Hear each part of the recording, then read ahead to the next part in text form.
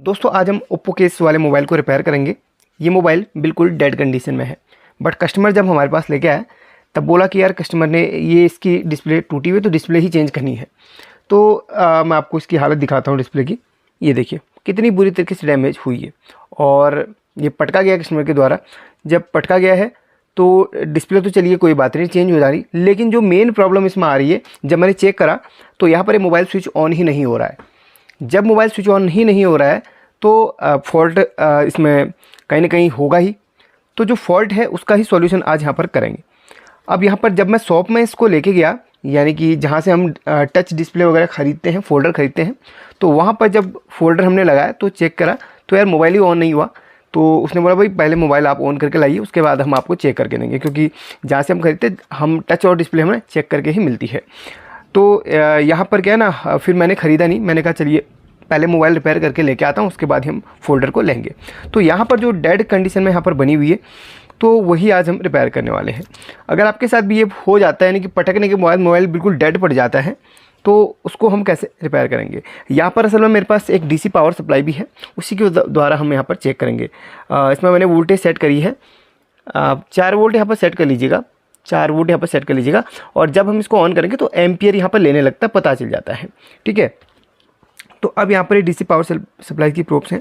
अब यहाँ पर पावर सप्लाई को हम अटैच कहाँ से करेंगे, तो यहाँ पर बैटरी के कनेक्टर को हम हटा देंगे। बैटरी के कनेक्टर जहाँ से जुड़े वहाँ पर कुछ पॉइंट्स रहते हैं बैटरी के। यहाँ पर देखिए, ये देखिए जो नेगेटिव का होता है वो तो ग्राउंड के साथ अटैच रहता है ये बैटरी का, और पॉजिटिव का रहता है वो यहाँ पर किसी पॉइंट से कनेक्टेड रहता है। तो उस पॉइंट पर मैंने मार्क लगा के रखा हुआ है। तो ये पॉजिटिव का है, वो यहाँ से कनेक्टेड है, इस वाले पॉइंट से, देखिए इस पॉइंट से कनेक्टेड है। और नेगेटिव का हमारा ये देखिए ग्राउंड से कनेक्टेड है। और बाकी इसमें रीडिंग दिखा देता हूँ आपको। जब मोबाइल हमारा डेड पड़ जाता है, वो शॉर्ट तो नहीं है, ये हमें चेक करना ज़रूरी रहता है। तो रेड प्रोब को आप इसके ग्राउंड के साथ अटैच कीजिए और यहाँ पर आप इसके पॉजिटिव के साथ लगाइए। यहाँ पर लगभग 350-400 के आसपास रीडिंग आती है, तो इसका मतलब है कि ठीक है, मोबाइल में कोई दिक्कत नहीं है, कोई शॉर्टिंग वगैरह का इश्यू नहीं है, ठीक है। अब यहाँ पर हम इसमें पावर सप्लाई का कनेक्शन करेंगे। बैटरी को हमने हटा दिया है और एक वायर को हम यहाँ पर सोल्डरिंग कर लेंगे, जहाँ पर मैंने आपको पॉइंट बताया प्लस का, यानी कि बैटरी का जो पॉजिटिव का पॉइंट रहता है यहाँ पर नहीं करना है, कनेक्टर ख़राब हो जाएगा, इसलिए इस पॉइंट में आपने करना है। और इस बैटरी का वोल्टेज भी आपको चेक करवा देता हूँ। तो बैटरी का वोल्टेज बिल्कुल सही होना चाहिए, तब जाके मोबाइल का यहाँ पर ऑन हो पाएगा। तो मैंने वोल्टेज भी चेक किया, बैटरी का बिल्कुल सही था, और कुछ देर चार्ज भी किया है मैंने, ताकि यहाँ पर सही दे। तो यहाँ पर 3.7 वोल्ट यहाँ पर है, तो फिर भी मोबाइल हमारा ऑन नहीं हो रहा है। चलिए अब यहाँ पर इसको हम सोल्डरिंग कर लेते हैं इस पॉइंट पे। देखिए इस पॉइंट पे हमारा सोल्डरिंग हो चुका है, आपको चेक करवा देता हूँ। ये देखा, ये पॉजिटिव के सामने कनेक्शन किया, ये देखिए ये कनेक्ट हो चुका है। तो अब यहाँ पर हम डीसी पावर सप्लाई का पॉजिटिव इस वायर के साथ जोड़ लेंगे और नेगेटिव को हम यहाँ से ग्राउंड से किसी वायर के साथ कनेक्शन करके अटैच कर लेंगे। एक वायर और है हमारे पास, इसको हमने यहाँ पर कहीं भी बॉडी पे आप है ना, नेगेटिव कहीं से भी ले सकते हैं। वीडियो को ध्यान से देखना, बहुत ही इंपॉर्टेंट है, आप सीख जाएंगे। चलिए यहीं से बाद में इसको क्लीन कर लूँगा, कोई दिक्कत नहीं है। तो देखिए, तो नेगेटिव का यहाँ से ले लिया है। अब हम इसके पावर के बटन को प्रेस करेंगे। तो पावर सप्लाई में है ना, पावर सप्लाई में एम्पियर आना चाहिए, जैसे आप सामने देख सकते हैं। इसको मैं प्रेस करता हूँ पावर के बटन को, तो एम्पियर यहाँ पर दिखाना चाहिए। देखिए देखिए कोई भी एम्पियर यहाँ पर नहीं दिखा रहा है, इसका मतलब बिल्कुल ये डेड है, यानी कि कहीं ना कहीं से या तो हमारी रेजिस्टेंस गई है या तो फिर डायोड गया है, कुछ ना कुछ प्रॉब्लम इसमें है। आपको एक उदाहरण के लिए ना, एग्जांपल के लिए एक मोबाइल दिखाता हूँ जो बिल्कुल सही हालत में है, कैसे एम्पियर बढ़ता है आपको यहाँ पर पता चल जाएगा, ठीक है। इसको हम पॉजिटिव के साथ रखते हैं, पॉजिटिव हमारा ये है और नेगेटिव हमारा ये है। तो जैसे मैं पावर के बटन को प्रेस करूँगा, आप पावर सप्लाई में देखेंगे कि एम्पियर बढ़ने लगेगा। देखिए नोकिया के मोबाइल में ना BSI का भी रोल रहता है, तो फिर भी एम्पियर आप देखिए बढ़ रहा है, देखिए 2-1 करके यहाँ पर बढ़ रहा है। चलिए थोड़ा सा वोल्टेज मैं बढ़ाने की कोशिश करता हूँ, थोड़ा सा हम 4.3 में रख लेते हैं। चलिए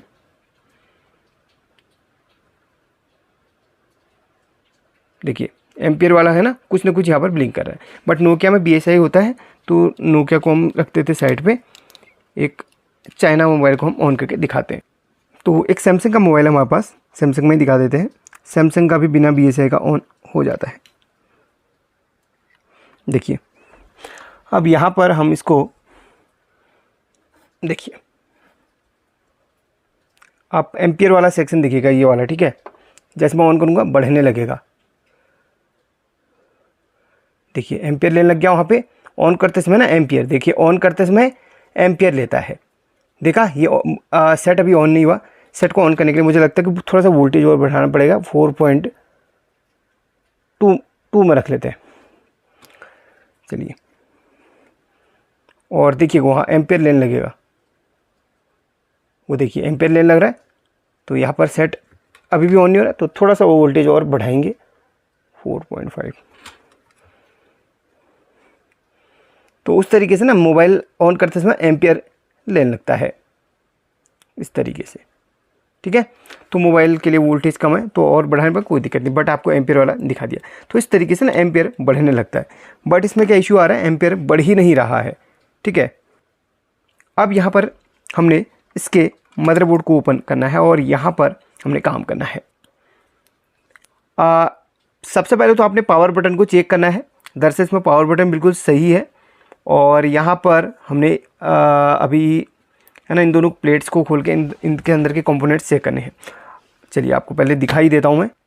सबसे पहले इनको हम डिसोल्डरिंग कर लेते हैं। अब यहाँ पर 2 स्क्रू लगे हुए हैं, फटाफट से उन्हें हमने खोलना है। अगर आप स्क्रू ड्राइवर लेना चाहते हैं, इसका लिंक आपको दे दूँगा डिस्क्रिप्शन में, आप ले सकते हैं। काफ़ी लोग डिमांड कर रहे थे, तो उसका लिंक मैं आज दे दूँगा।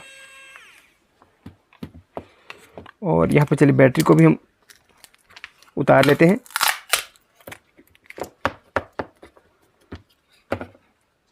एंड यहाँ पर इसको हटा देते हैं, और मदरबोर्ड फाइनली निकल चुका है। एंटीना का वायर हम हटाते हैं, यानी कि कनेक्टर, ये हमारा मदरबोर्ड निकल के अलग हो चुका है। अब यहाँ पर हम देखिए, सबसे पहले तो हम चलिए पावर के बटन को ही दिखा देते हैं आपको, चेक करके पावर के बटन को चेक करके दिखा देते हैं। अगर आपको नहीं आता है तो इस तरीके से पावर के बटन के दोनों पॉइंट्स में मल्टीमीटर की प्रोब्स रखी है, और आपने इसको बजर के नाइज पर रखना है। उसके बाद आपने पावर बटन प्रेस करना है। जैसे प्रेस करेंगे तो यहाँ पर बजर बजने लगेगा कुछ इस तरीके से, ठीक है। तो पावर का बटन बिल्कुल सही है, जो भी प्रॉब्लम हमारी मदरबोर्ड से ही है। मदरबोर्ड पे हम ये पावर के बटन का पॉइंट्स है, तो इसको और इसको हमने खोलना पड़ेगा। तो चलिए सबसे पहले हम इसी को खोलते हैं, तो इसको हीट करेंगे।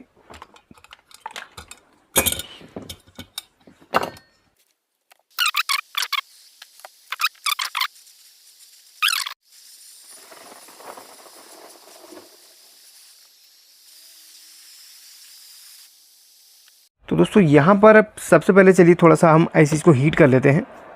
इन आईसीज को ना हीट कर लेते हैं थोड़ा सा।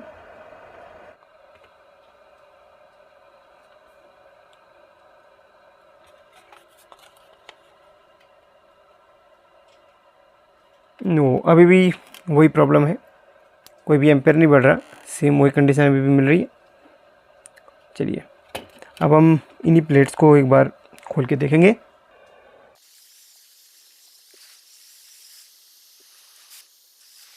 एक कंपोनेंट यहाँ पर टूटा हुआ सा लग रहा है, मैं आपको दिखाता हूँ। चलिए असेंबली मशीन को रखते हैं साइड पे।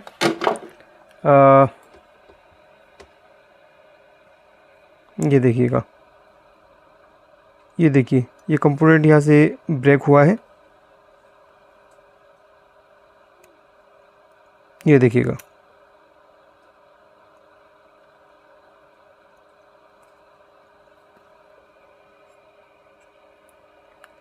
देखिए, देखते हैं दोस्तों, मैंने मदरबोर्ड को यहाँ पर लगा लिया है और इसमें पावर सप्लाई के कनेक्शन कर लिए हैं। और एक चीज़ मैं आपको बता दूँ, यहाँ पर जो कंपोनेंट था ना वो असल में कॉइल थी। मैंने यहाँ पर टेस्ट कर लिया है और अब ये बिल्कुल प्रॉपरली यहाँ पर ना एम्पियर दिखा रहा है। चलिए मैं पावर सप्लाई को थोड़ा यहीं को लेके आके इसी स्क्रीन पे दोनों चीज़ें कवर करवा देता हूँ ताकि दोनों चीज़ें आपको यहाँ पर दिख जाएँ। ये रही हमारी पावर सप्लाई जो कि इसके साथ कनेक्ट है, ठीक है। अब मैं यहाँ पर इसको शॉर्ट करूँगा, कॉइल वाले पॉइंट्स को शॉर्ट करूँगा और पावर बटन को प्रेस करूँगा तो आप देखेंगे यहाँ पर एम्पियर अब ले रहा है, यानी कि प्रॉपरली ऑन हो रहा है। देखिए इसको शॉर्ट किया, अब मैं पावर के बटन को प्रेस करता हूँ। अब देखिए ये देखिए एम्पियर लेने लग गया है ना। तो यही प्रॉब्लम इसमें थी, सिर्फ एक ही कंपोनेंट यहाँ पर टूटा हुआ था तो वो हमें मिल चुका है, बस अब सही है। तो चलिए इसकी जगह पे हम एक कॉइल को लगा लेते हैं। देखिए दूसरे मदरबोर्ड से हम निकालेंगे, इसको हम हटा देते हैं और दूसरी कॉइल के यहाँ पर अटैच करते हैं। चलिए बहुत छोटा सा फोल्ड इसमें हमें मिल गया। पटकने की वजह से कंपोनेंट ही टूटते हैं कहीं से भी ना। अगर आईसी का फोल्ड रहे तो फिर तो आईसी को ही रिवॉल्व करना पड़ता है। चलिए यहाँ पर एक सर्किट हमें मिल चुका है जिसमें कॉइल लगी हुई है। ये सर्किट है, इसकी कॉइल को हम निकाल के उसमें लगाएंगे। ये देखिए ये कॉइल को हम उतार के उसमें लगा लेंगे, बस इतना ही हमें काम करना है। चलिए